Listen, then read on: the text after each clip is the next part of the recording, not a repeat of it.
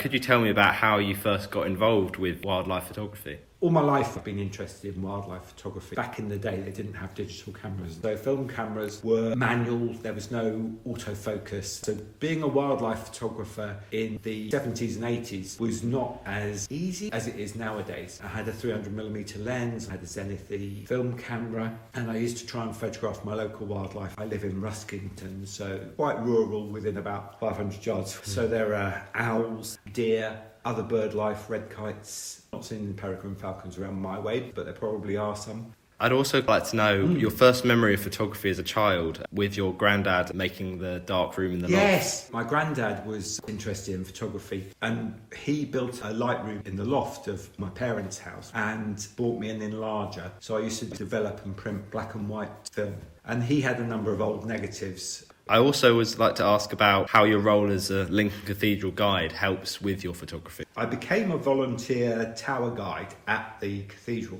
for a selfish reason, in that I wanted to have more access to where the peregrine falcons nest, so that I could look after the cameras that Matt Ashton and I had installed in the tower at Lincoln. What do you find most rewarding about photographing of birds, and in particular the falcon? Being able to see them close up, either through a long lens or through a webcam, what I call the peregrine cams, I think is great. And yes, we're kind of spying on them in their most intimate moments, mating, laying eggs, raising their chicks.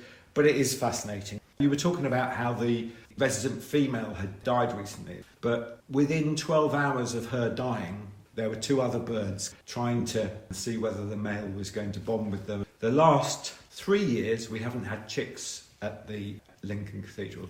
So it would be lovely if this year we get chicks again. It would be a great success.